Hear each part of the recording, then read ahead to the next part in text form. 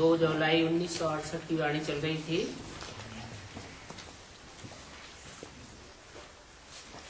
तीसरा पेज है। पढ़ाई तो बहुत सहज है,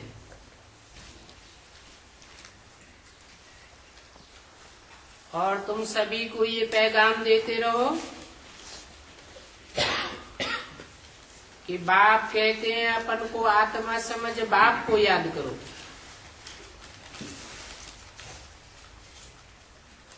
और ये भी बहुत सहज है। क्या? अपन को ज्योति बिंदु आत्मा समझ, ज्योति बिंदु बाप जो इस सृष्टि पर आया हुआ है उसको याद करो, क्योंकि याद उसी की जाती है जिसने कोई बहुत अच्छा काम किया हो। और काम इस सृष्टि पर तभी हो सकता है जब कोई शरीर आत्मा ने धारण किया हो।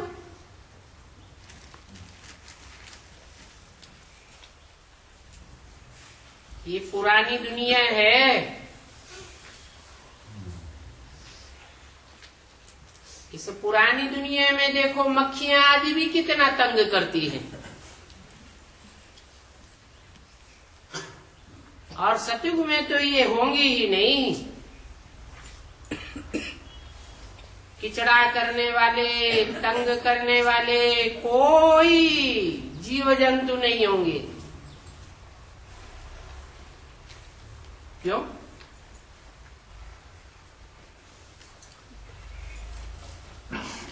क्या बात चल रही थी? याद की बात चल रही थी कि बाप को याद करो। क्यों याद करो? क्योंकि बाप एवर प्योर जब आते हैं तो ऐसी दुनिया बना के जाते हैं जहाँ कोई प्रकार की कीचड़ पट्टी नहीं होती, सब सुखी हो जाते हैं।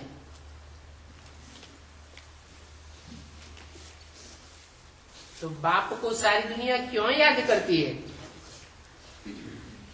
कुछ करके गया है, और कुछ नहीं, ऐसा करके गया है जो दुनिया में और कोई ने नहीं कर पाया।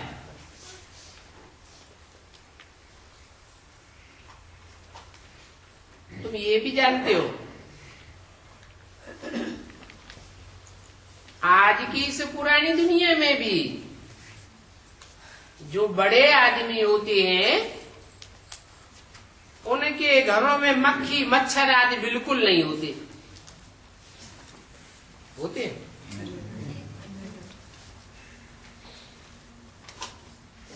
और बाप भी सृष्टि पर आता है,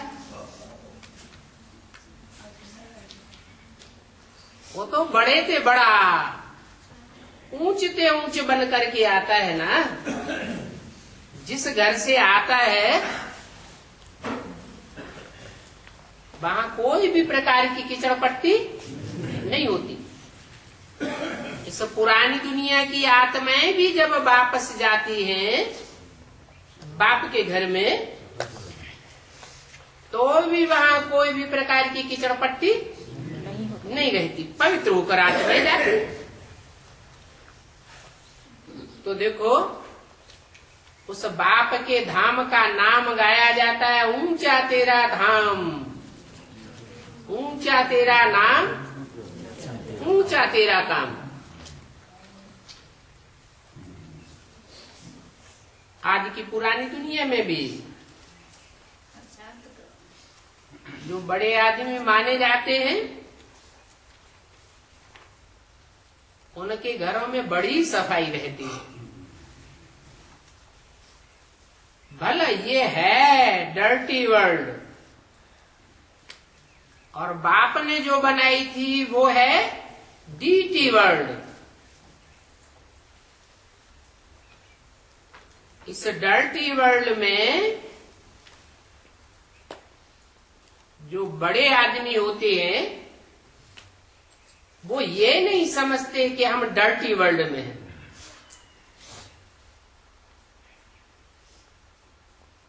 इसलिए बाप कहते हैं ये जंगली जानवरों से भी बदतर हैं।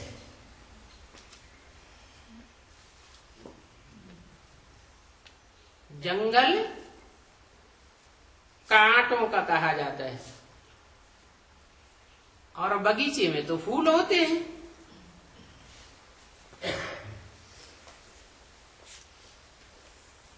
तुम जानते हो जैसे वो रेस होती है घोड़ों आदि की, ऐसे ही फिर ये रेस है ह्यूमन अश्वों की।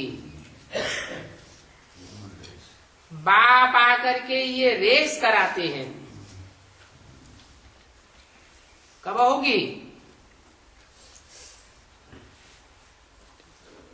ये ह्यूमन अश्वों की रेस कब होगी? जब दुनिया में आखिरी विनाश बरपा होगा तो इन ह्यूमन अश्वों की रेस होगी। जो अच्छे से अच्छे मन रूप बुद्धि रूपी घोड़े होंगे वो तेजी से दौड़ेंगे। तो ये आत्माओं की रेस होनी है जिसके लिए तुम बाप से योग लगाते हो। बाप से क्यों लगाते हो?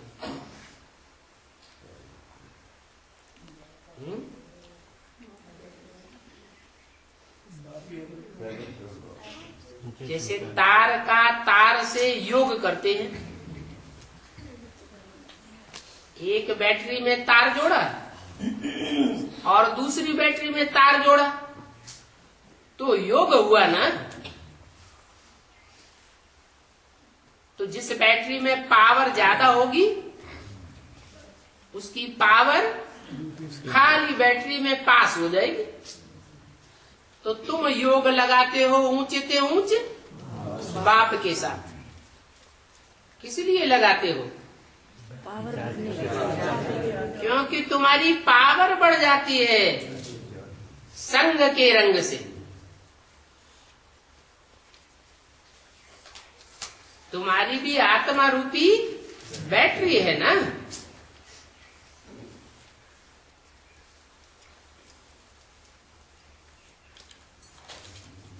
ये आत्मा रूपी अश्व दौड़ते हैं। पहले जो जाकर के टच करेंगे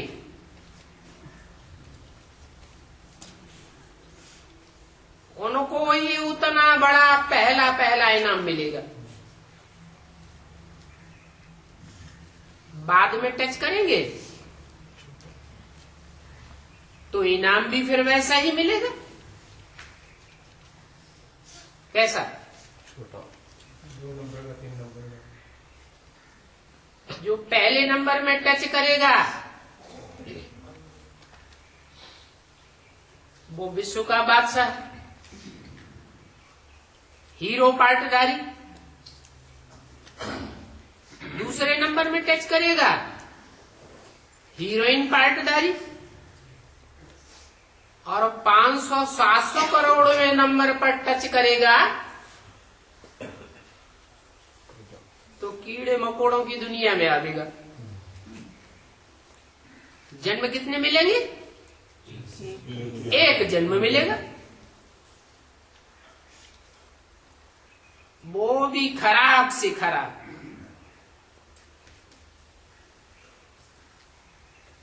तो अभी बाप को अच्छी रीति याद करना है और दैवी गुण धारण करने हैं।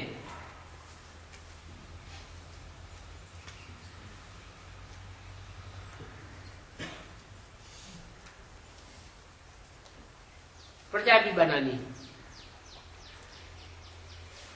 है। अच्छे से बाप को याद करें, दैवी गुण धारण करें प्रजा न बनावे तो चलेगा? क्यों? क्योंकि बाप जो सिखाने आते हैं उस पढ़ाई का नाम ही है राजयोग। काहे का योग? राजाई प्राप्त कराने का योग।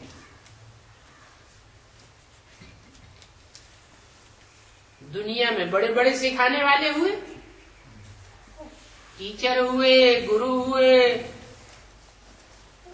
बड़ी बड़ी यूनिवर्सिटी खोलने वाले हुए, लेकिन ऐसी पढ़ाई कोई नहीं पढ़ाता जो जन्म जन्मांतर का राजा बनाए, राजा ही दिलावे। हिस्ट्री में ही देखो कितने बड़े बड़े छोटे बड़े राजाएं हुए हैं। उनको ये कंट्रोलिंग पावर किसने सिखाई? कब सिखाई? कोई ने तो सिखाई होगी। कब तो सिखाई होगी? बाप ने ही सिखाई। और बाप जब आते हैं इस कीचड़ पट्टी की दुनिया में, तब ही सिखाते हैं। और एक जन्म की राजाई नहीं देते हैं, एक जन्म के लिए कंट्रोलिंग पावर नहीं देते हैं, 21 जन्म के लिए तो गारंटी देते हैं। परंतु 21 जन्म के जो पुरुषार्थ के संस्कार भरने वाली आत्माएं हैं, उनमें 63 जन्मों का भी मादा आ जाता है। क्योंकि 63 जन्म का पुरुषार्थ बाप कराते नहीं है, परंतु वो आत्माएं प्रैक्टाइज्ड हो जाती है, पुरुषार्थ की दौड़ दौड़ने के लिए अभ्यासी बन जाती है। जैसे कोई कोई होते हैं एक जन्म में ही सिपाही से सम्राट बन जाते हैं, जैसे बाबर।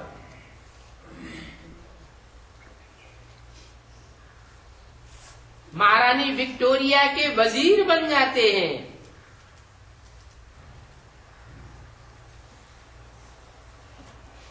स्ट्रीट लाइट में पढ़ाई पढ़ते थे। ऐसी तीव्र पुरुषार्थ की जो गति है उन्होंने कहां से प्राप्त की? संगम युग में जब बाप आते हैं तब ऐसी पढ़ाई पढ़ाते हैं। और प्रैक्टिकल पढ़ाई है, ऐसे नहीं सिर्फ थ्योरी है। तो बताते हैं कि राजा वो ही बनेगा जो प्रजा बनावेगा।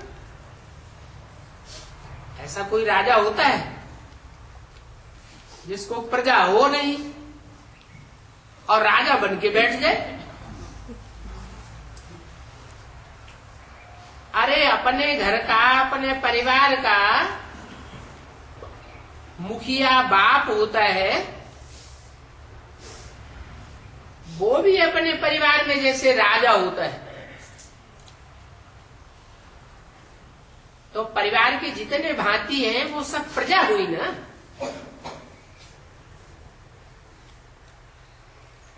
प्रजा का अर्थ ही है प्रकृष्ट रूपेण जायते, जिनको जन्म देने में बहुत मेहनत की जाती है। बच्चों की पालना करने में, जन्म देने में, पढ़ाई लिखाई में माँ बाप कितनी मेहनत करते हैं और अंत में सारे जीवन की मिल्कियत बच्चों को सौंप देते हैं।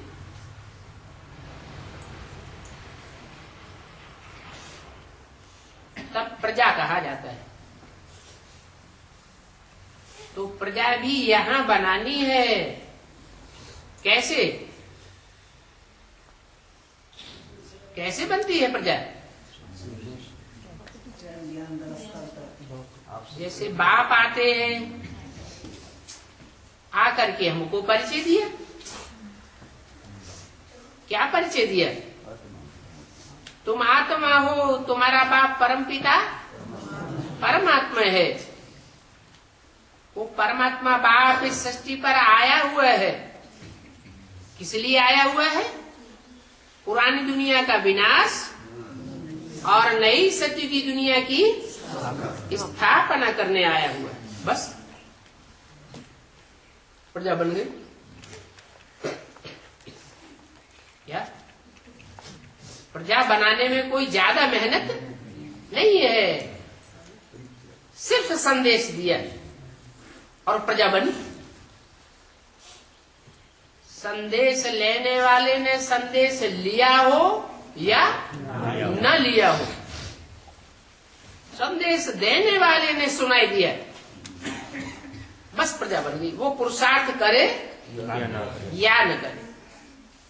जब टाइम आएगा तो उसे याद आएगा कि कोई ने कहा था विनाश होने वाला है,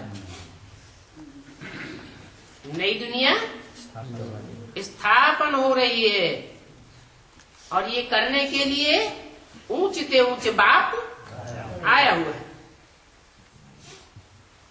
और ये भी जानते हो जो प्रजा विरोध करती है वो कैसे बनती है? जो विरोध करते हैं, सख्त विरोध करते हैं। आज विरोध कर रहे हैं। जब प्रत्यक्षता होगी बाप की, अखबारों में, टीवी में, रेडियो में, इंटरनेट में, चारों तरफ आवाज निकलेगी, तब क्या कहेंगे वो आपसे? नहीं, तब क्या कहेंगे? मानेंगे ना, तब आपकी प्रजा बन जाएगी। राजा की कभी तो प्रजा ये आपकी अपनी कमजोरी रही कि आपकी आत्मा में इतनी पावर नहीं है। जैसे नेहरू जी की आत्मा में इतनी पावर थी कि पीछे से कोई कितना भी विरोध करे और जब सामने आते थे तो उनके सहयोगी बन जाते थे। तो आत्मा के वाइब्रेशन में इतनी पावर होनी चाहिए। क्या पावर? पारसनाथ जैसी आत्मा हो। पारस पत्थर का क्या गायन है? कोई ऐसा पत्थर होता नहीं है, गायन है सिर्फ ये संगम युग का। ये आत्माएं ऐसी पावर धारण कर लेंगी कि जो सामने आवेगा वो परिवर्तित हो जाएगा, प्रभावित हो जाएगा। और प्रभावित माने प्रजा। ऐसे नहीं कि हथेली पे आम उगे आता है और सदैव उगे आता है, या तो फिर ऐसी जादूगरी हो आत्मा में। जैसे बाप जादूगर है वैसे बच्चे भी जादूगर बन। तो बताया कि सभी तो राजा नहीं बनेंगे। संदेश लेने वाले प्रजा तो बनेगी, लेकिन जो संदेश लेने वाली प्रजा है उनमें सभी तो राजा नहीं बनेंगे। पहले पहले तो जरूर एक राजा ही होगा।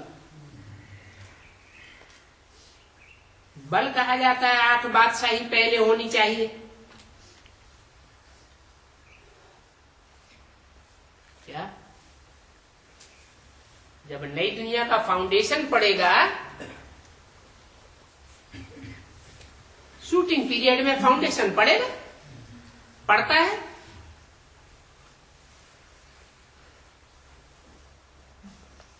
तो उस समय कितनी राजाइयां होंगी?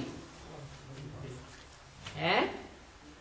8 बादशाहियां स्पष्ट दिखाई पड़ेंगी। लेकिन वो कहा जाता है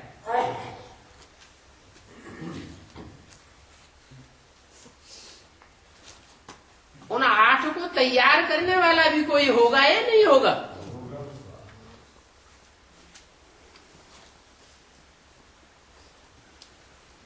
आठ बादशाही भले पहले होनी चाहिए, परंतु उसमें भी पहले पहले लक्ष्मी नारायण का राज्य गाया जाता है। सतयुग में भी कितनी बादशाहियां होंगी? 8 डायनेस्टीज चलेंगी,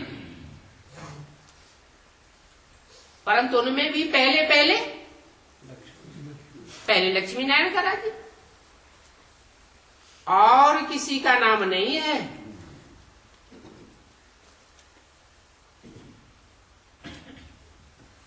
और द्वारिकाधीश कृष्ण को ही कहते हैं।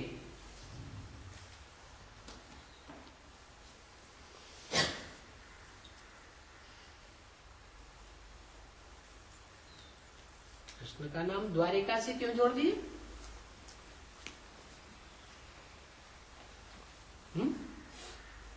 अच्छा, कृष्ण की राशि किससे मिलाई जाती है?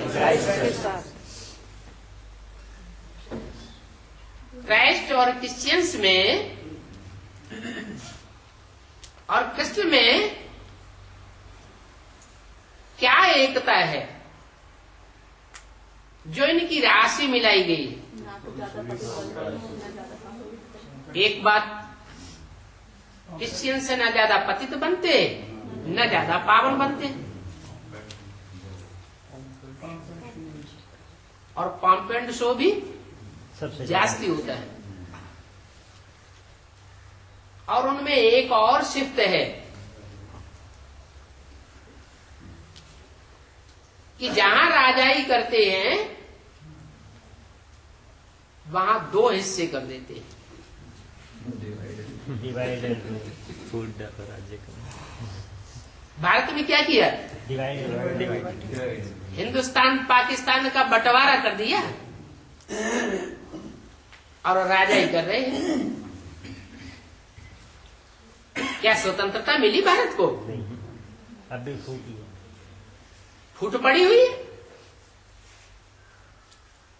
तो बताया, लक्ष्मी नारायण को द्वारिकाधीश नहीं कहते हैं, और कृष्ण को द्वारिकाधीश कहते हैं। अर्थ क्या हुआ? 2 द्वारिका 2 द्वारधीश, 2 दरवाजे बनाई दिए।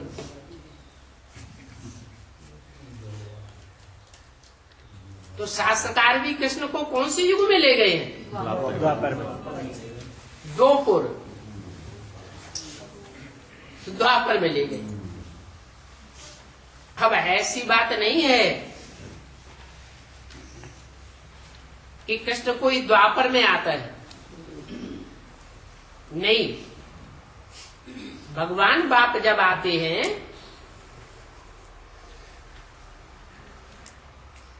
तो राम कृष्ण की आत्माएं इसी संगम युग पर पार्ट बजाती है, और कृष्ण की आत्मा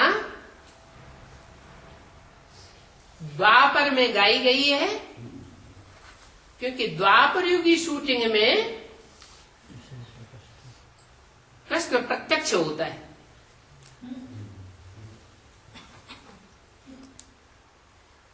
प्रत्यक्ष होने को ही जन्म कहा जाता है।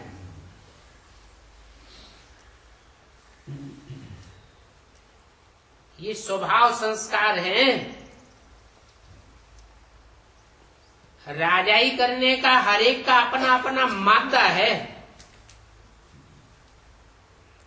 कोई कैसा राजा होता है, कोई कैसी पॉलिसी अपनाता है, कोई कैसी पॉलिसी अपनाता है। बाकी बाप तो एक है? बाप एक होता है ओरिजिनल में, कि अनेक होते हैं? बाप तो एक है, तो राजाई भी शुरू में एक ही होती है, बच्चे अनेक हो जाते हैं। तो शास्त्रों में भी लिख दिया है कि कृष्ण के कितने भाई थे? 8 भाई थे।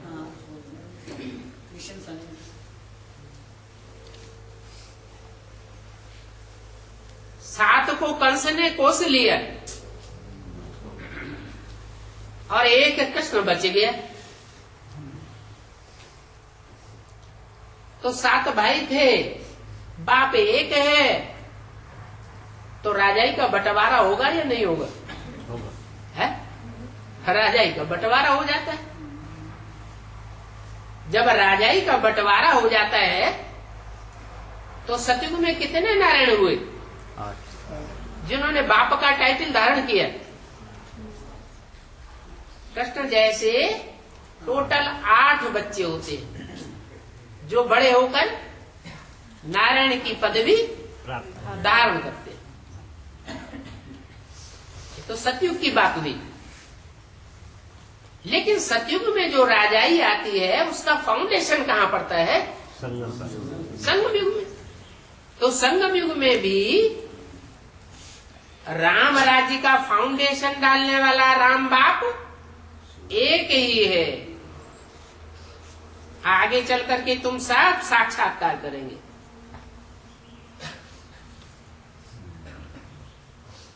एक ही राजाई है ना, या पहले से ही 8 राजाइयां होती हैं?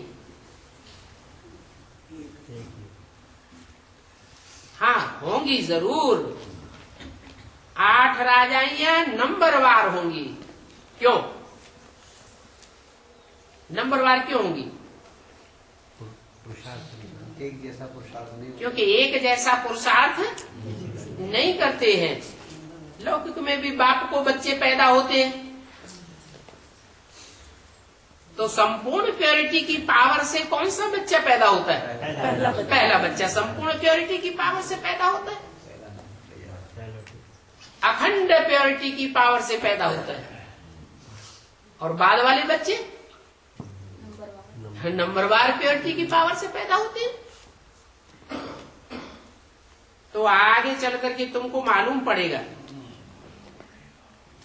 बाप कहते हैं अभी ड्रामा में नहीं है जो मैं तुमको इन एडवांस बतलाऊं।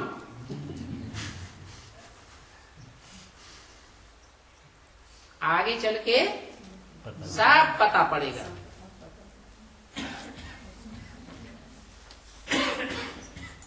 अभी कोई बतावेंगे भी तो पक्का तो कोई बता ही न सके, दुक्का लगावेंगे। ऐसा होगा, वैसा होगा, कैसा होगा। बाकी तो एक्यूरेट जब ड्रामा में होगा तब पता चले। तो सारा पार्ट इमर्ज होता रहेगा। ऐसे ऐसे डिफिकल्ट सवाल अगर कोई पूछे तो बोलो अभी हम पढ़ाई पढ़ रहे हैं। क्या? विश्व की बादशाही की पढ़ाई हम पढ़ रहे हैं। हमारी पढ़ाई अभी पूरी नहीं हुई है। इसके लिए बाप कहते हैं पहले तो याद करो तो पावन बनेंगे। किसको याद करो? अरे 8 बादशाहों में से किसी को याद कर लें तो नहीं चलेगा? है? क्यों नहीं चलेगा? वो तो कब पावर वाले हैं। इसलिए नहीं चलेगा कि 8 जो बादशाह होते हैं बाद में वो सब नंबरवार की लिस्ट में है।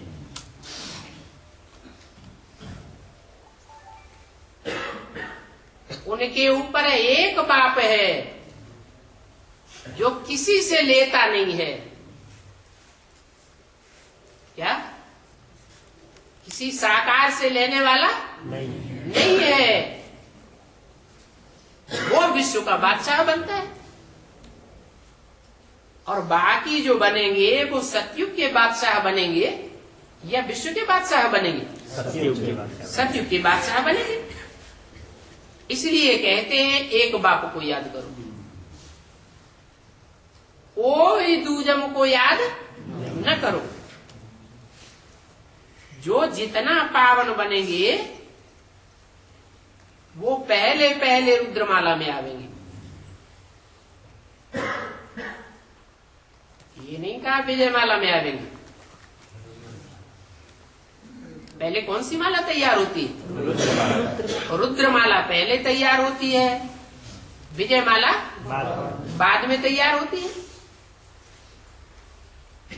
दोनों मालाओं में बड़ी कौन सी है? क्यों? रुद्रमाला इसलिए बड़ी है कि रुद्र शंकर को कहा जाता है, और शंकर ही एक ऐसा देवता है जिसको शिव के साथ जोड़ा जाता है।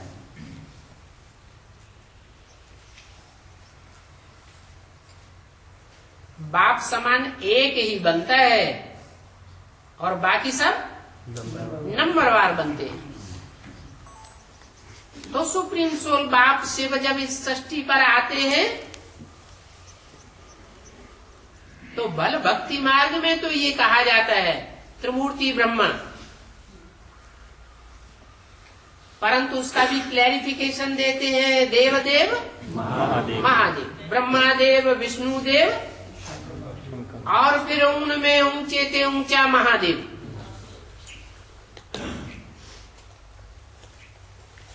तो कहा जाता है गॉड फादर इज वन, उनका बच्चा भी वन कहा जाता है।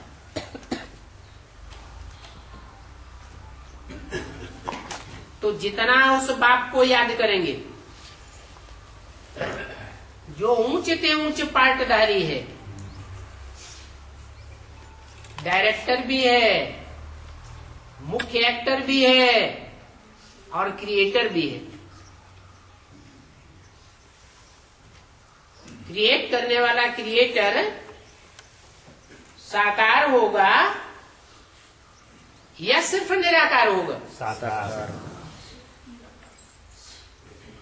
क्रिएशन साकार होती है तो क्रिएटर भी साकार होता है।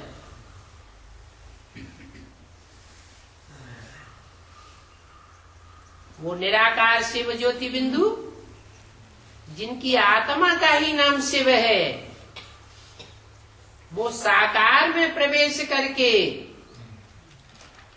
ऐसा संग का रंग लगाता है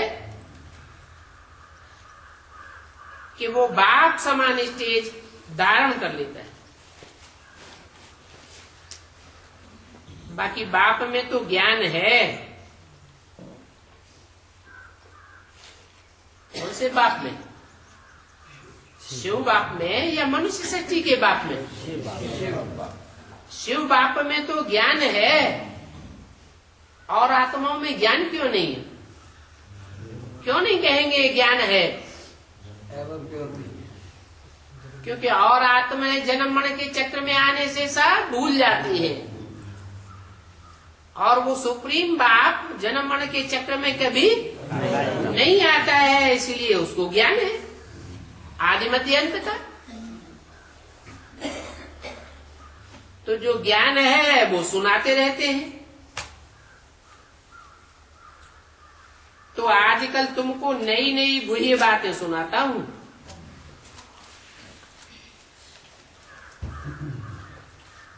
भक्ति मार्ग में भी गायन कर दिया है।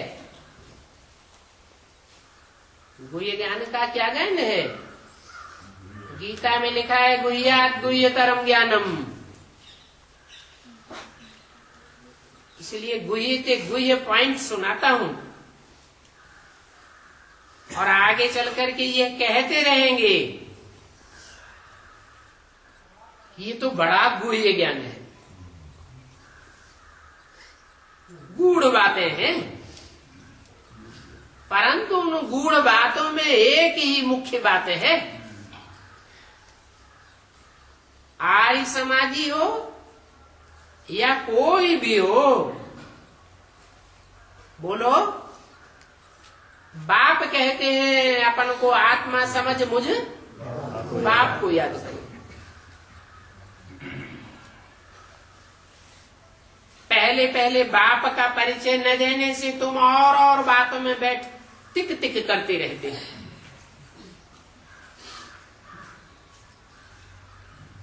क्या मुख्य बात क्या है?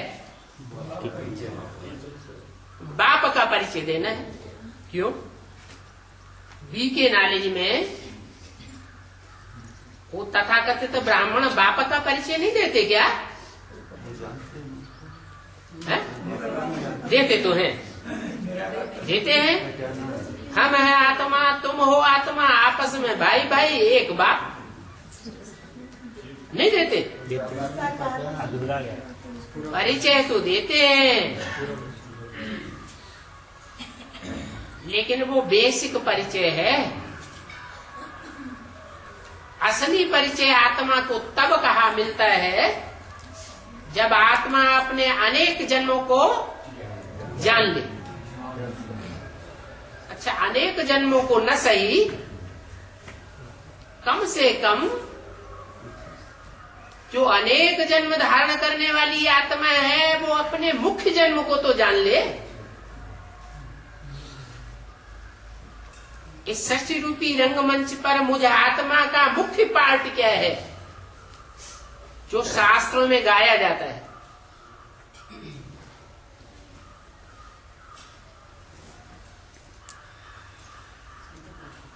तो पहले पहले बाप का परिचय देना है, जिस बाप को परम पिता कहा जाता है। कैसा पिता? परम क्यों? और किसी से कोई बड़ा होता नहीं। बड़ा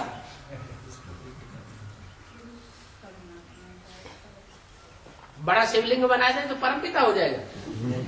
हाँ। परम का मतलब क्या है? परम पाठधारी। ऊंचते उच्च तो जरूर परम पिता कहा जाता है तो परम कर्तव्य किया होगा ना। ऐसा परम कर्तव्य और कोई आत्मा ने नहीं किया होगा, तब परम पिता कहा जाता है।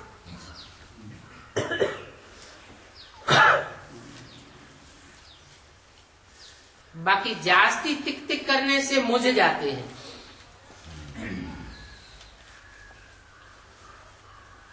वो परम कर्तव्य की बात बतानी है। ऐसे तो सभी धर्म पिताएं, सभी महात्माएं, पंडित विद्वान, पंडित आचार्य सृष्टि पर आते रहे, ज्ञान की टिक टिक करके जाते रहे। ऐसा परम कर्तव्य तो कोई कर करके नहीं जाता जो पतित दुनिया को पावन बना करके जावे। तो पहले पहले है ऐसे बाप का परिचय। उनको फलक से बोलो। तुम तो बाप को सर्वव्यापी समझते हो, ये तो गाली देते हो। क्यों? सर्वव्यापी समझने से गाली देना हुआ या उसको महान बताना हुआ? गाली देगा। सर्वव्यापी माना चारों तरफ जहां देखो वहां बाप ही बाप। तो विशाल हुआ या छोटा हुआ? है?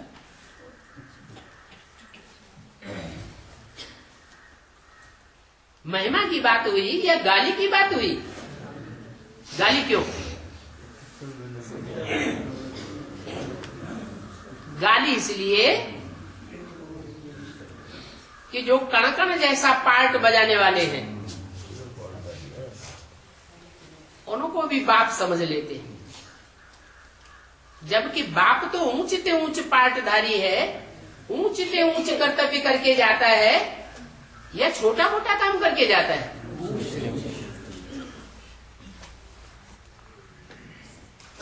हम तो बाप को बहुत प्यार करते हैं और बहुत प्यार एक को किया जाता है या अनेकों को किया जाता है? बाप हमको बेहद का वर्षा देते हैं। ऐसा वर्षा देते हैं जिसकी कोई भी हद ही नहीं है। बोलो,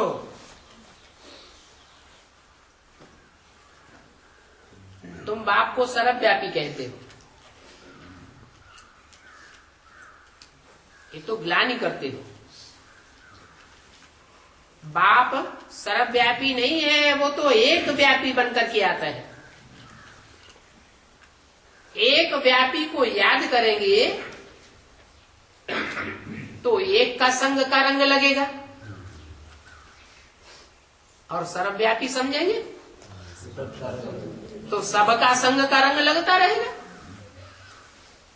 तो नीचे गिरेंगे या ऊपर उठेंगे? नीचे गिरे। बहुत टिक टिक करने की दरकार नहीं है। बोलो, हम कुछ भी नहीं करते हैं,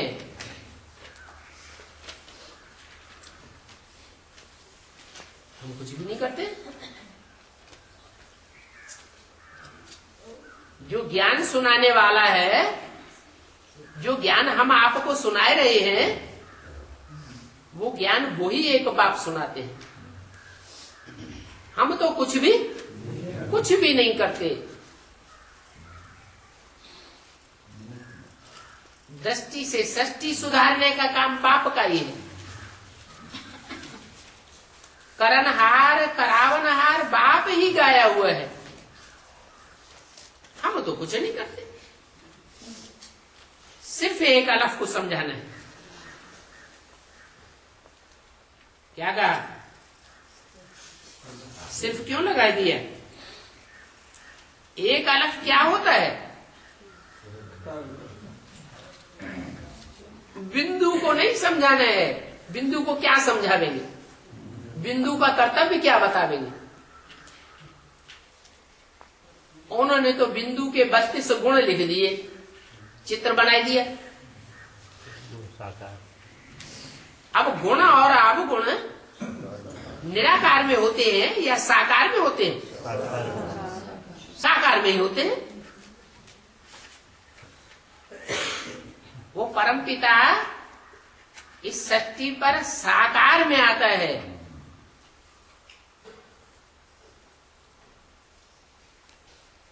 जिसमें आता है वो अलफ कहा जाता है। बिंदु की बात नहीं है, नुक्ता की बात नहीं है, अलफ की बात है। अलफ माना पहला अक्षर, और पहला अक्षर भी खड़ा हुआ है। 2 नंबर अच्छा माना जाता है या बुरा माना जाता है? कहते हैं ये 2 नंबर का काम करता है, तुम्हारा 2 नंबर का धंधा है।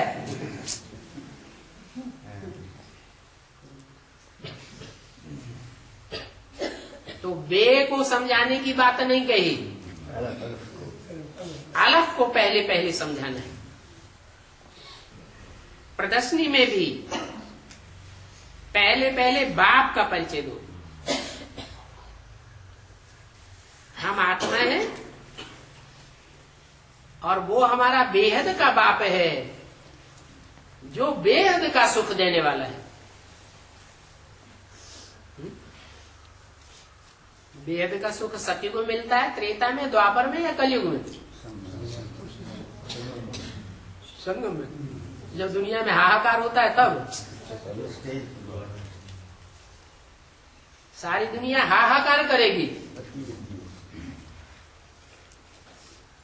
रोना चिल्लाना पीटना इस सारी दुनिया में लगा रहेगा, और हम बेहद का सुख लेंगे। ये अच्छा लगता है?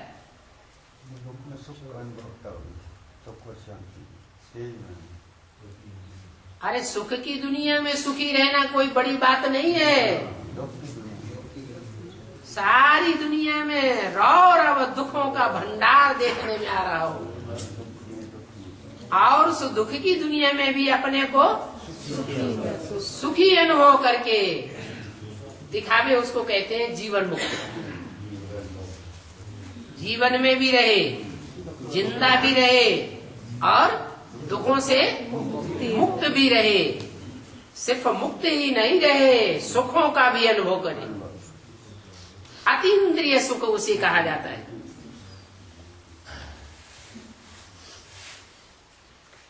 बेहद का सुख जिसको स्वर्ग की बादशाही कहा जाता है। अभी वह आदि सनातन देवी देवता धर्म नहीं है।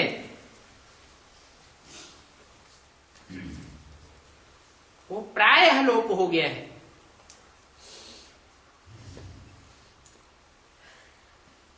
जब लुप्त हो गया है, कहीं देखने में नहीं आता, तो उसका नाम क्या रख दिया? हिंदू धर्म। हिम माने हिंसा, दू माना दुईते। हम हिंसा को हटाने वाले हैं। हिंसा को हटाने वाले हैं या बढ़ाने वाले हैं? हिंसा हट रही है। हिस्ट्री क्या कहती है? हिंसा दुनिया में बढ़ रही है या हट रही है? बढ़ रही है। तो कौन कहता है अपने को हिंदू? झूठ कहता है, सच कहता है? तो झूठा नाम रख दिया है। पतित बने पड़े हैं। इन बातों को बहुत ही प्यार से समझाना है। क्या तो साफ करके समझा देंगे तो झगड़ा करने लग पड़ेंगे। बाप आते ही है इस तन में।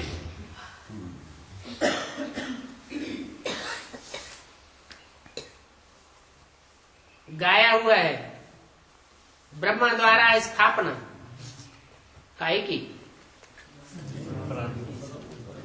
ब्राह्मण धर्म। ब्राह्मण तो 9 कुड़ियों के होते हैं।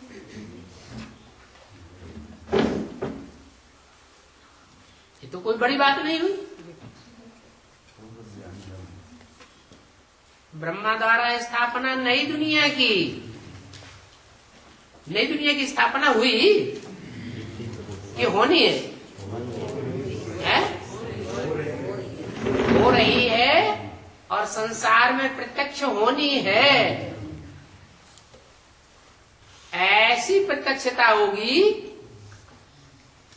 कि most wonder of the world के रूप में दुनिया जानेगी।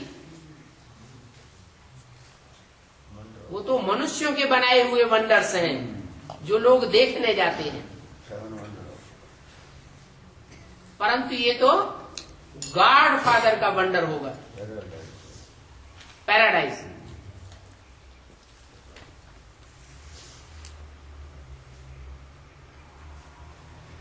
तो ब्रह्मा द्वारा स्थापना काहे की स्थापना है? नई दुनिया की स्थापना। हम ब्रह्मा के बच्चे ही योग बल से स्थापना करते हैं।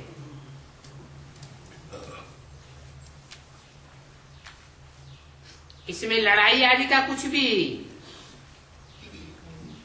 अंश नहीं है। जो बाप के बच्चे होंगे कोई भी प्रकार की लड़ाई नहीं लड़ेंगे। वाचा से भी नहीं लड़ाई लड़ेंगे, दृष्टि से भी लड़ाई नहीं लड़ेंगे। दृष्टि से कैसे लड़ाई होती है? वो लाल लाल आंखें करके देखते हैं, वो उधर से लाल लाल आंखें करके देखते हैं, तो लड़ाई हुई ना। वाइब्रेशन कैसे फैलेंगे? खराब वाइब्रेशन फैलेंगे। हाथापाई की भी लड़ाई नहीं है, शस्त्रों की भी लड़ाई नहीं है। बच्चे जो पंडा बाप के बच्चे कहे जाते हैं पांडव, वो आपस में लड़ाई नहीं लड़ते। हम अपने ही तन मन धन से राजधानी स्थापन करते हैं।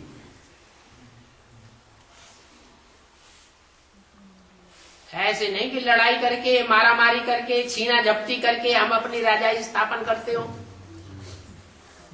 ऐसे भी होता है, बाहर की दुनिया में भी होता है।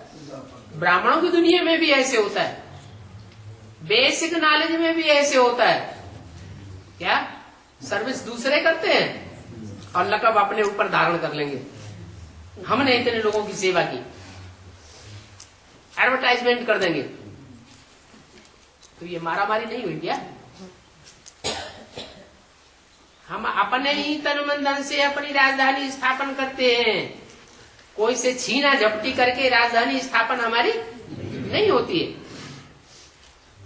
तुम तो स्वर्ग में जाते ही नहीं हो। उनको बताओ, किनको? आर्य समाजियों कि तुम तो स्वर्ग में जाते ही नहीं हो, या कोई भी दूसरे धर्म वाले हो, स्पष्ट बताओ। देखो झाड़ के चित्र में सब धर्मों की ये हिस्ट्री है।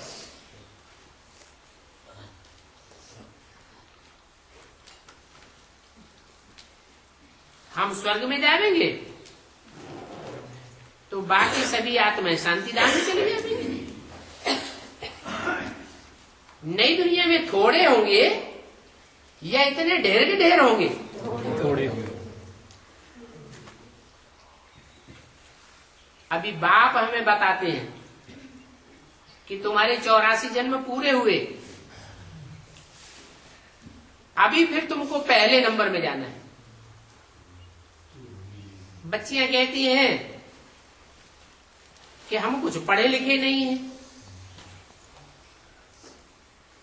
बाप कहते हैं तुम इस पुरानी दुनिया की पढ़ाई लिखाई नहीं पढ़ी हो तो बहुत अच्छा है। बाप तो इस पढ़ाई को डागली पढ़ाई कहते हैं। है? बहुत अच्छा क्यों? पढ़ाई लिखाई पढ़ना अच्छा नहीं है? है? डोगरी पढ़ाई पढ़ी डॉगली क्यों? शेरली है पढ़ाई। है। तो ये है? आज अमेरिका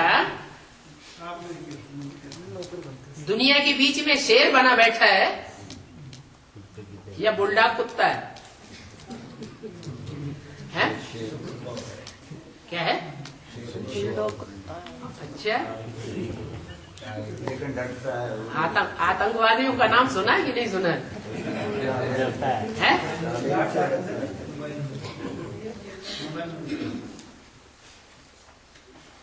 नाम सुनते ही कान खड़े हो जाते हैं।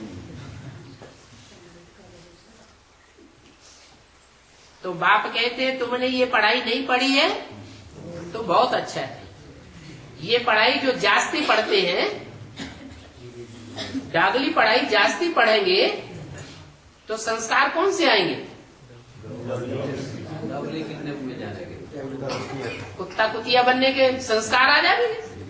वो तो बेविचारी दुनिया बनावेंगे। नई दुनिया बेविचार से बनेगी या अव्यभिचार से बनेगी? अब बेविचारी वातावरण बनावेंगे तब नई दुनिया बनेगी।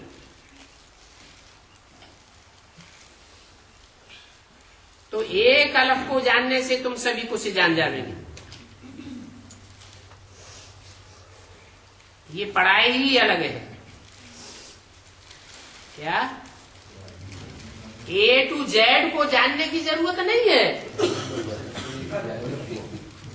माना 500 करोड़ का परिचय लेने की जरूरत नहीं है। किसका परिचय लेने की जरूरत है? एक एक का मतलब क्या हुआ? एक शिव ज्योति बिंदु। अरे बिंदु एक शिव कहने से कोई पैक्यूलरिटी का पता ही नहीं चलता। पता कब चलता है? जब हम कोई को ये समझाए देवे कि वो सुप्रीम सोल ज्योति बिंदु शिव जो गॉड फादर है वो किस तन के द्वारा मुकर्रर रूप से काम कर रहा है। ये परिचय उसकी बुद्धि में बैठ जाए तब कहेंगे कि बाप का परिचय मिला। लिख करके देवे क्या? नाम, रूप, धाम, गुण, कर्तव्य सारा परिचय हो जावे। ये पढ़ाई ही अलग है। दुनियावी पढ़ाई नहीं है। दुनियावी पढ़ाई में तो कितना पसारा है इस पढ़ाई में। एक ही पढ़ाई है। एक बाप को जान लिए तो 500 करोड़ पत्तों का भी ज्ञान हो जाएगा। एक बीज में सारा 500 करोड़ पत्तों का झाड़ समाया हुआ है। इसलिए गीता में भी कहा हुआ है, जो भक्तों ने गीता लिखी है झूठी गीता, उसमें भी ये सच्चाई है। ना हम तेषु ते मैं उनमें नहीं हूं, वो मेरे में समाये हुए। माना मैं पत्तों पत्तों में समाया हुआ नहीं हूं, परंतु वो पत्ते मेरे में समाये हुए। तो ये पढ़ाई ही अलग है।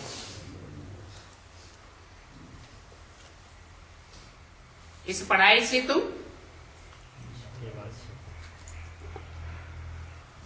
सदा काल के लिए शरीर निर्वाह कर लेते हो। राजाएं जो बनते हैं जन्म जन्मांतर, वो कोई धंधा करते हैं? है? शरीर निर्वाह उनका होता है कि नहीं? और कैसा शरीर निर्वाह होता है? आधा में जाम, आधा में रैयत। आधे में राजा और राजा का परिवार पलता है, और आधी धन संपत्ति में सारी लाखों करोड़ों की प्रजा पलती रहती है। तो कितना अच्छा शरीर निर्वाह होता होगा। इस पढ़ाई से तो तुम दुनिया के मालिक बन जाते हो। तुमको बाप से बेहद का वर्षा मिलता है, क्योंकि जो वर्षा मिलता है उस वर्षे का नाम क्या है?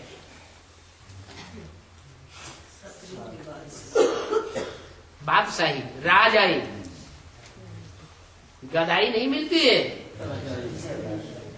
जन्म जन्मांतर की राजाई का बेहद का वर्षा मिलता है। फिर आपस में भी नंबरवार मर्तबे हैं। क्या? जो राजयोग की पढ़ाई पढ़ते हैं, राजयोग की पढ़ाई से जिनका रिजल्ट निकलता है पास होने का, उनकी संख्या कितनी है?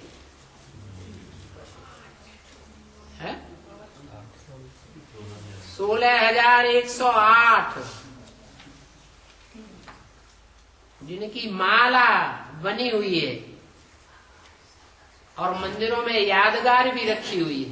पुराने पुराने मंदिर हैं। एक बड़ी सी गरारी में 16,000 मणकों की माला भी रखी जाती है। 5-5, 10-10 लोग इकट्ठा पकड़ के खींचते हैं। कहाँ की यादगार है? कैसे?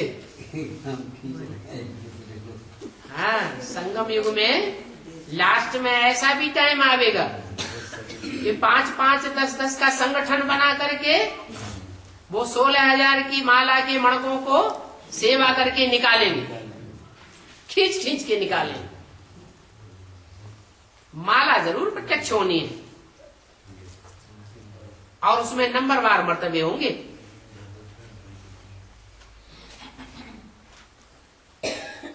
माला सब धर्मों में गाई हुई है। हिंदू हो, मुसलमान हो, सिख हो, ईसाई हो, कोई धर्म ऐसा है जिसमें माला का स्मरण न किया जाता हो? लेकिन माला घुमाने वाले जानते नहीं है कि हम ये क्या कर रहे हैं, किसकी यादगार है। अभी बाप ने बताया है ये माला है संगठन की यादगार। बाप ने जो आकर के नंबरवार संगठन तैयार किए हैं, उन संगठनों की यादगार ये मालाएं बनी हुई है। तो नंबरवार मर्तबे हैं। तो सोचना चाहिए कि हम अपना ऊंच पद कैसे प्राप्त करें। इसके लिए हमको पुरुषार्थ करना है। हम भी नर से नारायण और नारी से लक्ष्मी जैसे बने।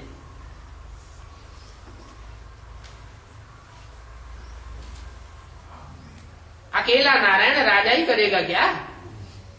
हाँ है?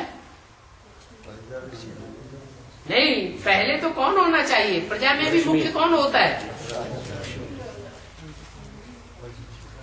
प्रजा में भी मुख्य प्रजा है लक्ष्मी। प्रजा तो है, लाखों की प्रजा होगी, लेकिन अव्वल नंबर प्रजा कौन हुई? लक्ष्मी। तो नारायण को जरूर पहले पहले लक्ष्मी चाहिए,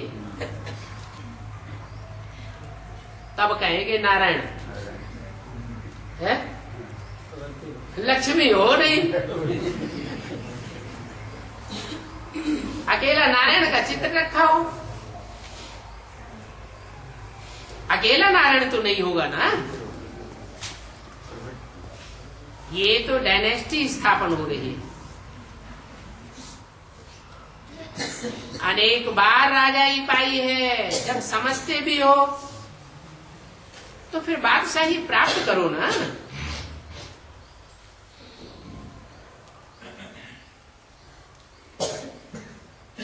बंदर भी देखा, कितना बंदर है। तुम अपने तन मन धन से सभी कुछ कर रहे हो। इसमें लड़ाई झगड़े आदि मारा मारी की कोई बात है ही नहीं।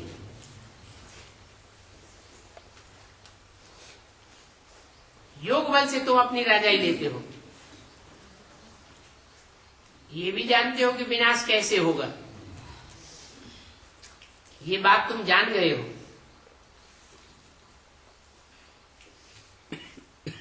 कौरव और पांडव आपस में नहीं लड़ते हैं।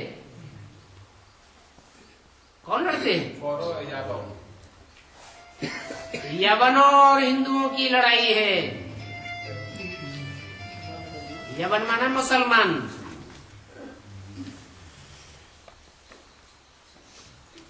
वो कोई स्थूल लड़ाई की बात नहीं है। बम फेंका और मरा, उसको लड़ाई नहीं कहेंगे। तुम राज्य लेते हो बिना कोई लड़ाई के, विनाश भी होता है बिना लड़ाई के। ये तोपें आदि तो पिछाड़ी में काम ही नहीं आवेंगी।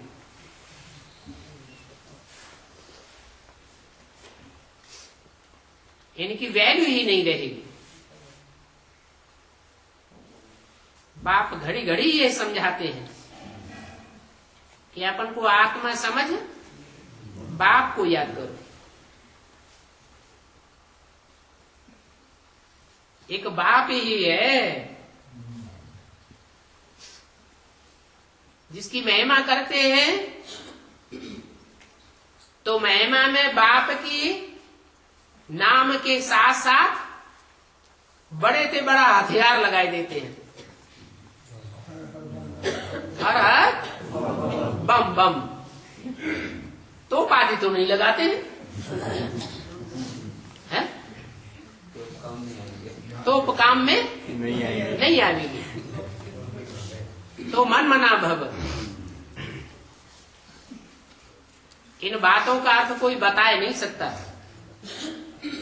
अच्छा, ओम शांति।